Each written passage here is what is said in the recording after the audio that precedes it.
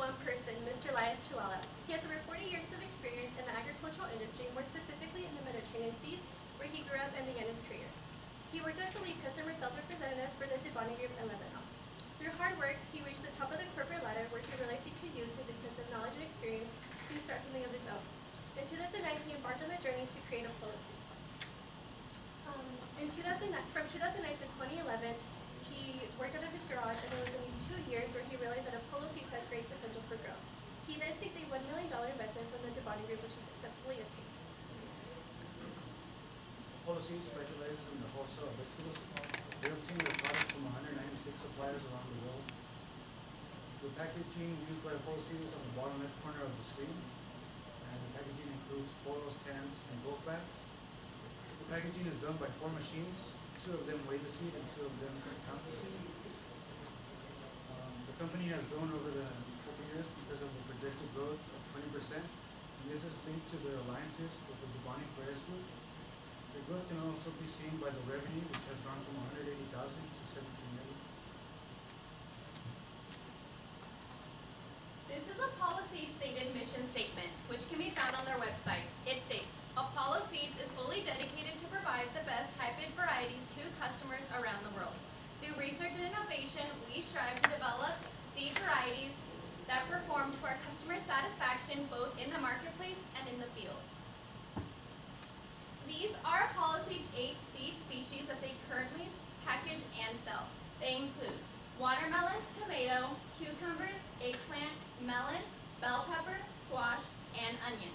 Within these 8 seed species are a total of 98 seed varieties, 17 of which are open pollinated seeds and 81 are hybrid seeds.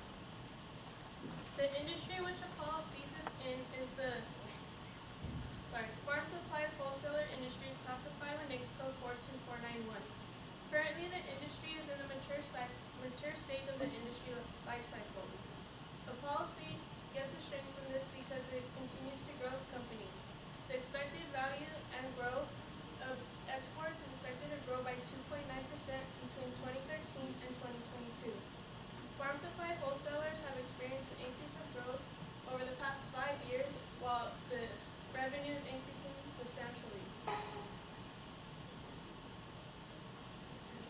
Currently, Apollo Seeds operates in markets overseas, starting in the Middle East. The Middle East seed market was worth $3.1 billion in 2016 and is expected to grow at a compound annual growth rate of 8.24% to reach $4.71 billion in 2021. Next, Pakistan. In Pakistan, the agricultural sector is still the largest sector of the country, with its contribution to gross domestic product of 23.09%. In North Africa, the seed market will generate over $1.8 billion in sales by 2024. Mr. Chilala was able to introduce Apollo Seeds to these countries first through the connections he established while working for the Debani Group. Clients of Apollo Seeds include nurseries and farmers. The target market for Apollo Seeds is comprised of many different countries, starting with Mexico.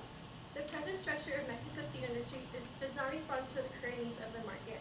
It is not capable of guaranteeing a regular supply of high-yielding seeds for staple food crops. This clearly shows the demand that Mexico has for the products that Apollo Seeds has to offer.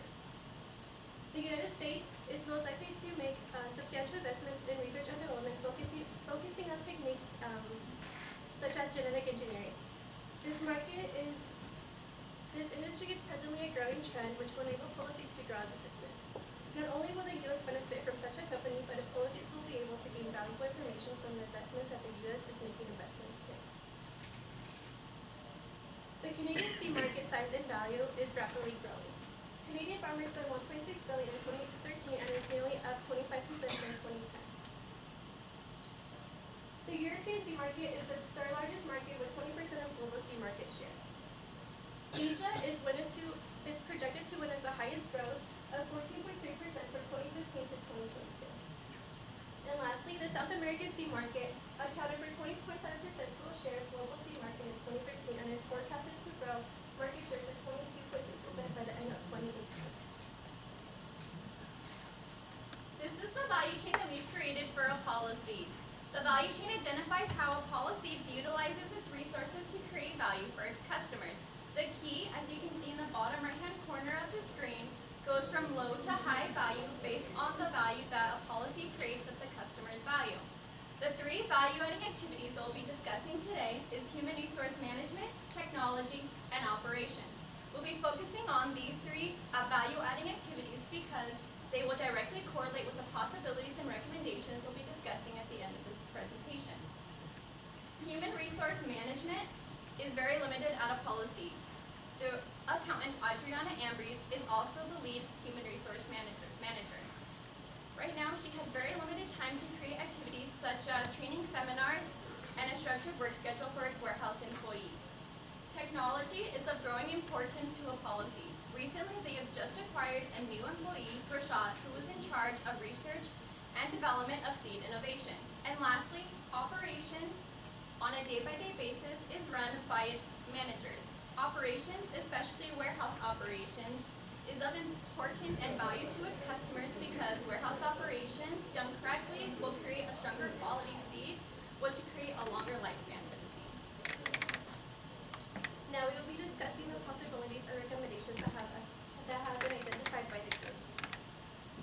Currently, Apollo Seeds is implementing the corporate level strategy of growth through new market development. Fortunately, Mr. Chalala has been able to establish vital contacts in Mexico and Latin America. In the next few months, Mr. Chalala plans on traveling to Latin America to join the Asociación Semilla. More than 90% of the seeds planted in the country are provided by companies and institutions who are part of this association. Gaining membership to the association will prove to be a major strength for Apollo Seeds. Therefore, Apollo Seeds should keep its current strategy of growth by new market development. Apollo Seeds has the resources to continue expanding into other markets, and being that Mr. Chalala is an extraordinary asset to the company, they can take advantage of his knowledge and experience to continue growth. Future plans include establishing contact with key groups of the industry to continue expanding. Currently, Apollo Seeds' business model strategy is that of integrated low cost and differentiation. Apollo Seeds offers low prices and differentiates itself by offering high germination seeds. Apollo Seeds uses this strategy to create value for its customers through low prices and the distinct features of seed pelleting. The weakness that can unfold with this strategy is having to constantly reduce prices while increasing costs to add differentiated features, which is why Apollo Seeds should change its strategy to that of broad differentiation. Successful implementation of this strategy allows the firm to increase unit sales, charge a premium price, and gain buyer loyalty to its brand because buyers will be able to be attracted to the differentiated features in its products. The application of seed pelleting has demonstrated to not only prolong the life of the seed, but increase the amount of oxygen penetration. This will allow Apollo Seeds to charge a premium price for its product, resulting in an increase in its revenue. The first proposed strategic competitive advantage for Apollo Seed is to implement a cost-effective way to dispose of low-quality seed. Currently, Apollo Seed has 7,900 pounds of seed, which is a loss, considered a loss because of the low-quality germ it has. It's not only depreciating its value over time, but it's taking an excessive amount of storage space. Our selected recommendation for possibility 1 is to establish a seed donation program, which will not only benefit Apollo Seeds, but also to everyone in dire need of access to seed crops. This allows Apollo Seeds to market its products around the world while acquiring the support of its suppliers, of those people, and the organization's feedback. The key performance indicators that will improve with this recommendation are profitability of assets and number of customers. The second possibility proposed is to increase the number of products we currently have. Currently, Apollo Seed only has 8 species and 81 varieties, while competitors have 2,200 varieties like Semillus. Currently, Apollo Seed is experiencing a significant amount of growth, but in order to achieve the growth, they have to increase the number of products they offer. Our selected recommendation for possibility 2 is to create an in-house breeding program, which is a very important thing for Apollo Seeds to do. By creating its own species, it is able to reduce its costs in the long run by not having the need to purchase from other suppliers. The key performance indicators that will improve with this recommendation are work efficiency of personnel, investment in innovation and research, number of employees, and a growth in sales. The first possibility for operation efficiency is to improve the inventory control. Currently, Apollo Seed has an out-of-date system which is done with the paper trail of the personnel in the warehouse doing everything manually, writing down the species, variety, supplier lot, ID and lot of every item, the weight and location, which is then given to the accountant in John and Reese, who inputs the information into a software Pacifica, which is shown on the bottom right corner of the screen. Our selected recommendation for possibility 1 is for policies to start using Breckenridge software. Policies currently uses Pacifica software but has limitations. Pacifica software can only host up to 3 online users at a time, while compared to Breckenridge, it can host up to unlimited users. Breckenridge software also has the ability to scan barcodes, while Pacifica cannot. Barcodes contain information such as a policy's ID number, supplier lot number, and item lot number. Policies currently inputs this information manually, which is inefficient as the Breckenridge software can do it for policies automatically. The second possibility is to expand their in-house germination facility. Currently, a policy outsources most of the germination. Germination is very important for our policy because they sometimes purchase seed in order to flip it for an immediate profit. If the seed is not flipped for an immediate profit, it goes into the inventory. Once it's in the inventory, it remains there and it's germinated. It's tested for germination after 6 months. So if policy wants to increase and continue growing, they have to increase the personnel they have in the germination facility. Our selected recommendation for possibility 2 is to hire personnel to expand in-house germination. Currently, Policies only has one seed technician that does all the germination tests for all their orders.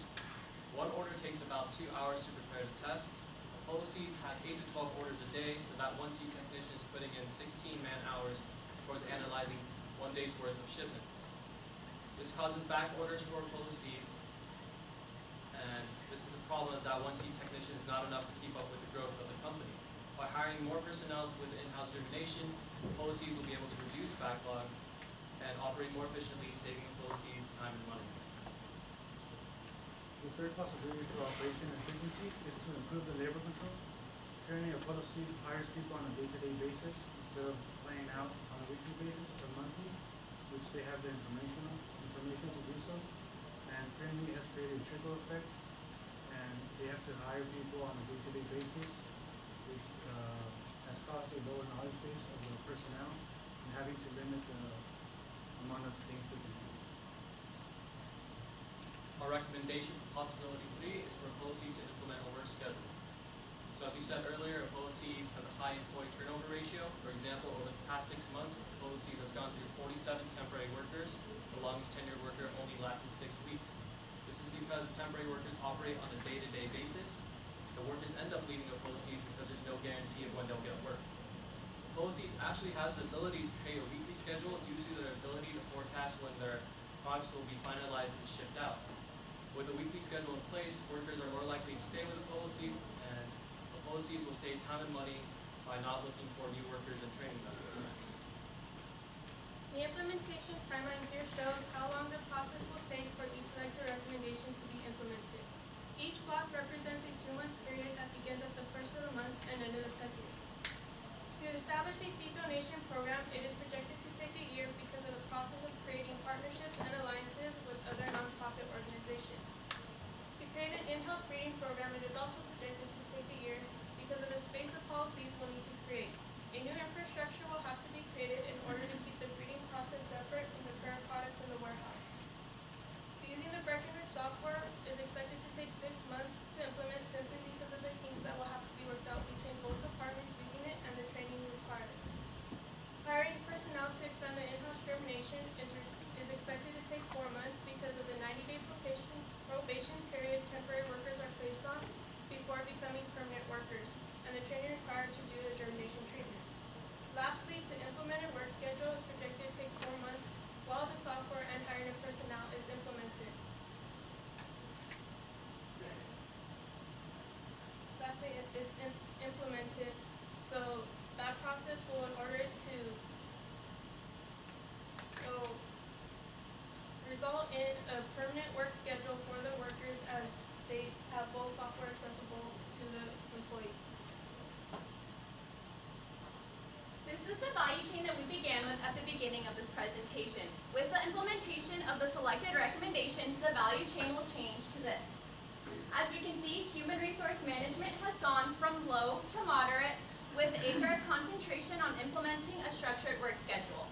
Technology has gone from moderate to high with the implementation of the Breckenridge software.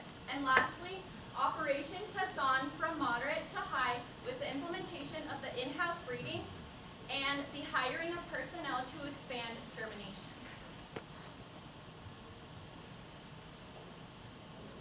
Our chart shows the projected effects of our selected recommendations. Our criteria is the level of implementation with a scale of 0 to 10, 0 being low and 10 being high.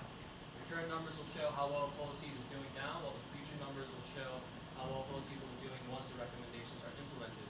As you can see, overall, the policies has low scores currently. As the policies has no in-house breeding program or seed donation program at the time, they receive a 0. Policies only has one seed technician, but is unable to keep up with the current growth of the company, so received a 3. Policies currently uses Specifica software, but due to the limitations of that software and availability of a better one, they received 4.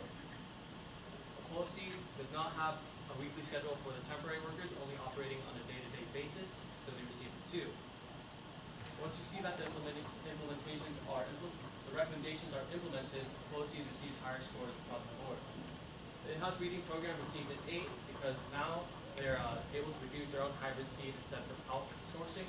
The reason why they received an 8 though compared to a 10 is that their competitors already been doing this for a long time. It will take years for policies to create a perfect hybrid seed that will compete with their competitors. The seed donation program also received an 8 because even though policies will be receiving more brand name recognition and receiving a tax break, they're still taking the loss. Hiring personnel to expand in-house germination received a 9 because now there won't be one seed technician doing all the germination tests. Policies will be able to operate more efficiently and save time and money. Record software received a 10 because it's the best software available, catered to the seed industry, and you can't do better than that, so that's why I received a 10. And implementing a work schedule, policies received a 9 because now workers are more likely to stay with policies and not leave, saving time and money from policies trying to find new workers to hire and retrain. We would like to take this time to thank Apollo Seeds for their continued support throughout this entire semester, to our capstone instructor for their continued guidance and support, and to the College of Business Department for hosting this event and for making this department a success. At this time, we'd like to open up the